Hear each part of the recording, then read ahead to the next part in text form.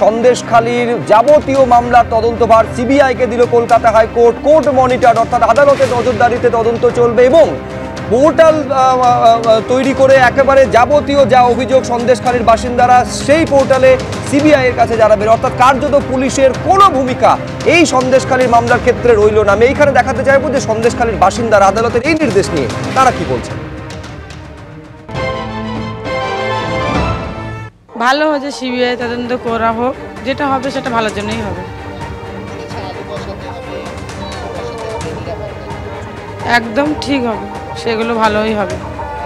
সব কিছু যেটা হয় সেটা ভালোর জন্যই হয়। সিবিআই তদন্ত হোক, পুলিশের উপরে ভরসা থাকুক না থাকুক, সিবিআই তদন্তটা হোক। আমরা চাইছি সঠিক তদন্ত হবে এবং আমরা যা সাধারণ মানুষ যেটা চাইবো যে রাজনৈতিক কোলাহল না হয়ে দিদি মুদি সেটিং ও সেটিং, সেইটা তো রুটি খাওয়া মানুষ আমরা বুঝবো না। আমরা চাইবো সঠিক তদন্ত, তো আমরা বিচার চাই। সাধারণ মানুষ আমরা চেয়ার নিয়ে তো কিছু করব না, আমরা সেই সঠিক তদন্ত চাই। আর এইবার আপনাদের দেখাবো তৃণমূলের রাজ্য সাধারণ সম্পাদক কুণাল ঘোষ বিচার ব্যবস্থার একাংশকে এই মামলার ক্ষেত্রে একেবারে সিবিআই তদন্তের নির্দেশের প্রেক্ষিতে কিভাবে নিশানা করছেন দেখুন। আদালত এবং বিচার ব্যবস্থায় আমাদের পূর্ণ আস্থা আছে, পূর্ণ। তারাই শেষ কথা বলবেন, কিন্তু কোনো কোনো জায়গা থেকে যদি ঘন ঘন ঘন ঘন ঘন ঘন সিবিআই হয়, তাহলে যেন মনে হয় আর একজন অভিজিৎ গঙ্গোপাধ্যায় অপেক্ষা করে আছেন যে এর পরের কোনো নির্বাচনে বিজেপির প্রার্থী হিসেবে তাকে বা তাদের কাউকে দেখা যাবে।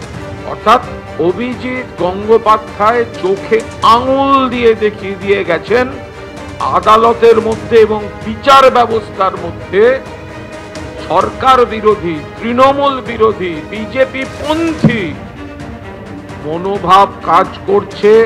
কেউ হয়তো জনসমক্ষে সরকারকে হেয় করার জন্য, ভোটের মুখে সরকারকে বিড়ম্বনায় ফেলার জন্য রায় দিচ্ছেন, অবজারভেশন দিচ্ছেন। এটা তো অভিজিৎ গঙ্গোপাধ্যায় প্রমাণ করে দিয়ে গিয়েছেন।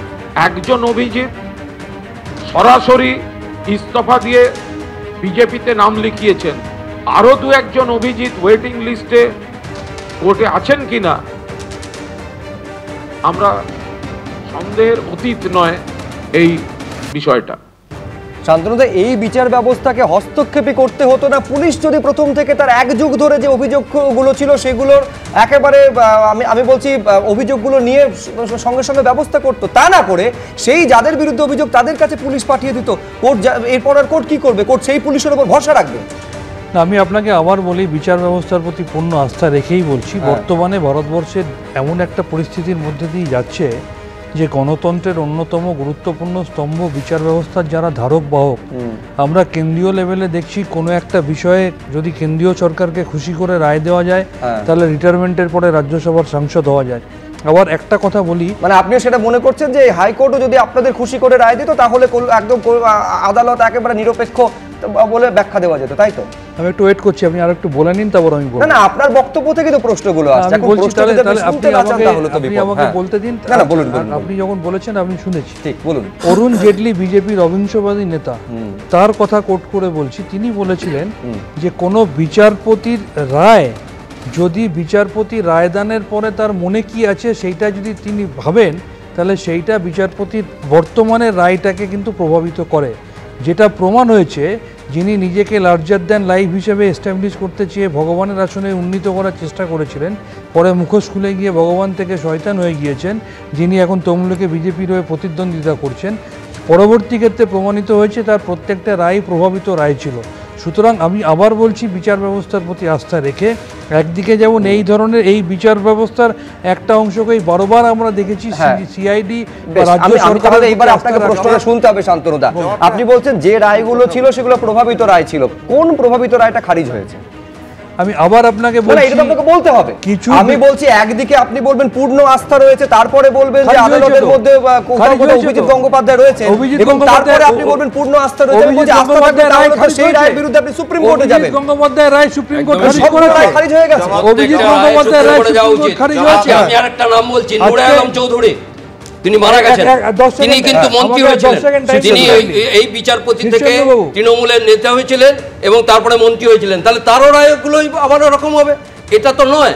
বিচার ব্যবস্থার প্রতি পূর্ণ আস্থা রাখবেন, আবার বিচার ব্যবস্থার প্রতি ওরকম করবেন, কারোর বিচারপতিদের বাইরে পোস্টার মারবেন, এটা হতে পারে না। এটা গণতন্ত্রের উপর আঘাত। আবার বিচারপতিরা কোন রাজনৈতিক নেতাদের একদম রক্ষা কবচ দিয়ে যায় যে তিনি যা কিছু করবেন পার পেয়ে যাবেন, তাহলে শেখ ব্যানার্জি যে রক্ষা কবচগুলো সুপ্রিম কোর্ট থেকে পেয়েছে সেগুলো কেনারায় করছেন, তাই তো? যে বিচারপতির রায় রাজনৈতিক দলের অনুকূলে হবে সেই বিচারপতি তাদের চোখে একেবারে নিরপেক্ষ অবস্থান এবং একেবারে বিচার ব্যবস্থাকে তিনি তুলে ধরে রেখেছেন পতাকাকে, আর যেই মুহূর্তে সেটা বিরুদ্ধে যাবে সেই মুহূর্তে কোনো রাজনৈতিক দলের তিনি নির্দেশে কাজ করছেন। আমি বলছি এইভাবে বিচার ব্যবস্থার প্রতি সম্মান প্রদর্শন করা যায় বিশ্বনাথ দা?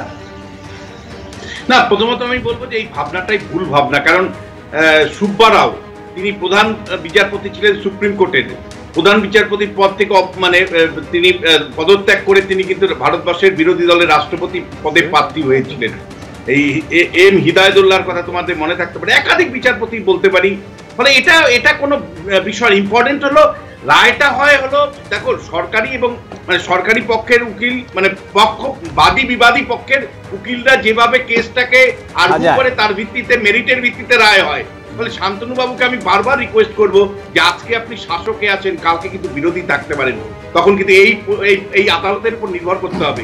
আজকে আপনি আদালতকে যেভাবে দাগিয়ে দিচ্ছেন, আপনি মেরিটের কথা একবারও ভাবছেন না। আপনি ভাবছেন না যে সমস্ত কাউন্সিলররা ছিল অর্থাৎ যে সমস্ত উকিলরা এই রায়গুলোর পক্ষে বিপক্ষে বক্তব্য রেখেছে তাদেরকেও আপনারা অপমান করছেন, উকিলদের প্রসিডিওরটাকেও আপনারা অবজ্ঞা করছেন, এবং তারপরে উকিলদের পক্ষে বিপক্ষে ভাবনা চিন্তাগুলোর ভিত্তিতে কিন্তু মেরিট ঠিক করে কিন্তু বিচার ব্যবস্থায় রায় আসে, এবং তারপরে সেটাও যদি পছন্দ না হয় রিভিউ করা যায় ডিভিশন বেঞ্চে, তারপরে সুপ্রিম কোর্টে। আপনারা সেগুলো করেন। অভিজিৎ বাবুর প্রায় প্রত্যেকটা রায় কিন্তু স্টে করছে, ফলে অভিজিৎ বাবু কোনো বায়াস হয়ে রায় দেয়নি। এবং এই আজকে আপনি শাসকে আছেন, কালকে আপনি বিরোধী থাকবেন, আগামীকাল কিন্তু আপনাকে এই আদালতের রায়ের উপর নির্ভর করেই রাজনীতি করতে হবে। দয়া করে আপনি কুণাল ঘোষকে আপনারা থামান। কুণাল ঘোষ যেভাবে বিষাদগার করছে এবং যেভাবে আইনকে বৃদ্ধাঙ্গুল দিয়ে কথা বলছে, যেভাবে মানে অবমাননা করছে আদালতকে, আমি মনে করি তৃণমূল দলের কিন্তু কলঙ্ক লাগছে। মানুষের আরো সন্দেহ তৈরি হচ্ছে যে তৃণমূল দল এই দুর্নীতির সাথে যুক্ত আছে, আর দুর্নীতি ঢাকার জন্যই বিচারপতিদের আক্রমণ করছে, বিচার ব্যবস্থাকে আক্রমণ করছে। এটা থেকে আপনারা প্লিজ দয়া করে আপনারা বিরত থাকুন। আমি শান্তনু সেনের কাছে আসবো, কিন্তু তার আগে যে অভিজিৎ গঙ্গোপাধ্যায়ের নাম কুণাল ঘোষের বক্তব্যে উঠে এলো, অভিজিৎ গঙ্গোপাধ্যায় কি বলছেন সেটাও দর্শকদের সামনে রাখবো। দেখুন, তো কুণাল ঘোষের বক্তব্য, এটা কুণাল ঘোষ অবমাননা করছেন বলে আমার মনে হচ্ছে না, এটা মমতা বন্দ্যোপাধ্যায় করছেন। আদালত অবমাননাকর মন্তব্য, এবং মমতা বন্দ্যোপাধ্যায়কে ডেকে পাঠিয়ে একটু সামান্য শিক্ষা দেওয়া উচিত। অন্তত 3 ঘন্টা আদালতের কক্ষের মধ্যে দাঁড় করিয়ে রাখা হলো, বা 4 ঘন্টা শেরিফের কাছে আটকে রাখা হলো। মমতা বন্দ্যোপাধ্যায় তো আর কিছু একটা বিরাট ব্যাপার নন, উনি একটি দুর্নীতিগ্রস্ত দলের প্রধান, এছাড়া কিছু করুন না, তাতে কি আসবে যাবে। মানুষ তো যা বোঝার বুঝে গেছেন। আজকে মুখ্যমন্ত্রী সভায় লোক হচ্ছে না, সে কারণে ওনারা তো কেঁপে গেছেন। ওনারা বুঝতেই পারছেন যে কোথায় ওনারা পৌঁছে যাবেন, ওনাদের ভোটিং পার্সেন্টেজ কোথায় পৌঁছে যাবে সে তো ওনারা বুঝে গেছেন। এবং আরও যত দিন যাবে তত বোঝা যাবে। তাহলে তো যা করছেন সব অন্যায়, এখন যা করছেন সব ভুল, সব অন্যায়। এর আগে যা করেছেন সব দুর্নীতি ছাড়া ওনারা কিছু করতে পারেন না। সেই জন্যই যে কোনো কাজ একটু খতিয়ে দেখলেই বোঝা যায় যে ভয়ঙ্কর দুর্নীতি, ভয়ঙ্কর অসততা। সেই জন্য এই জাজমেন্টগুলো হয়, এই রায়গুলো হয়। এর মধ্যে তো অভিজিৎ গঙ্গোপাধ্যায় হবে অন্য কেউ লুকিয়ে নেই, ঠিক আছে, এর মধ্যে সত্য লুকিয়ে আছে। দ্রুত রাজস্বী কিছু বলতে চাইছে। দেখুন, অভিজিৎ গাঙ্গুলির প্রত্যেকটি রায় সুপ্রিম কোর্টে চ্যালেঞ্জ করে তৃণমূল কংগ্রেস রাজ্য সরকার গিয়েছিল। সুপ্রিম কোর্ট কিন্তু এমন কোনো কিছু বলেনি যে এই রায়গুলোকে বাতিল করে দিয়েছে বা খারিজ করেছে। সব থেকে বেশি রায় একজন বিচারপতির যদি সেটাকে বহাল রাখা হয় সেটাই হয়েছে। এবং আমি শুধু একটাই কথা বলি, শান্তনুদাকে এত তো কোর্টের কথা বলছেন, শান্তনুদার দলের তিনি সাংসদ, বিদায়ী সাংসদ শ্রীরামপুর থেকে কল্যাণ বন্দ্যোপাধ্যায়, তিনি 2013 সাল, যেখানে দূরদূরান্তে নরেন্দ্র মোদী ছিল না, বিজেপি ছিল না, তখন হাইকোর্টে বলেছিলেন খাদ্য দপ্তরে পশ্চিমবঙ্গ রাজ্য সরকারের দুর্নীতি হয়েছে, বালু চোর। বালুর দপ্তরে চুরি হয়েছে, কল্যাণ ব্যানার্জি বলেছিল, কেন অ্যাকশন নেয়নি? তাহলে খাদ্যমন্ত্রী নিজে একাধিকবার বলেছেন, কিন্তু তারপরে হচ্ছে সেই মন্ত্রীকে 10 বছর সেই দপ্তরে রেখে দেওয়া হয়েছিল। ফলে প্রশ্ন সেখানে থাকবে যে মন্ত্রী যেখানে বলছেন ডান দিকে তাকালে চুরি করছে, বাঁ দিকে তাকালে চুরি করছে, তারপরেও সেই মন্ত্রীকে রেখে দিয়েছেন এবং তারপরে বলবেন যে আপনার প্রশাসন একেবারে যথাযথ যখনই কমপ্লেন পেয়েছে ব্যবস্থা নিয়েছে। শান্তনু সেন, আমি আবার আপনাকে বলি, এই অভিজিৎ গঙ্গোপাধ্যায়ের কথা শোনালেন, বাস্তবটা কতটা জলের মতো পরিষ্কার দেখুন। তিনি বিজেপির অঙ্গুলি হেলনে যতদিন পর্যন্ত এখানে বসেছিলেন, তিনি অভিষেক বন্দ্যোপাধ্যায়কে নিয়ে টার্গেট করে বলেছিলেন যে তাকে নিয়ে এসে এখানে বসিয়ে রাখা হোক। আজকে তিনি ভারতবর্ষের একমাত্র মহিলা মুখ্যমন্ত্রী মমতা বন্দ্যোপাধ্যায়কে বসিয়ে রাখা একটা দিক বলছেন অভিজিৎ গঙ্গোপাধ্যায় কোন মন্তব্যের প্রেক্ষিতে বলেছিলেন ইন্দিরা গান্ধীকেও ভোট ডেকে পাঠিয়েছিলেন।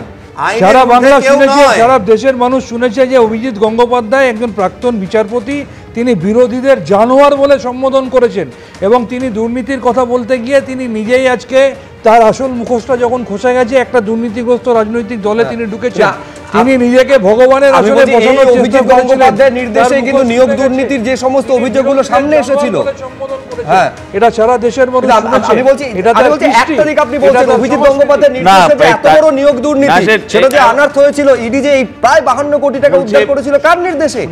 আদালতে কোন বিচারপতি বসেছিলেন? এই যে কথা বলছেন না, আদালতে মানুষ কখন যায়, এই যে নিয়োগ দুর্নীতির কথা বলছেন তো,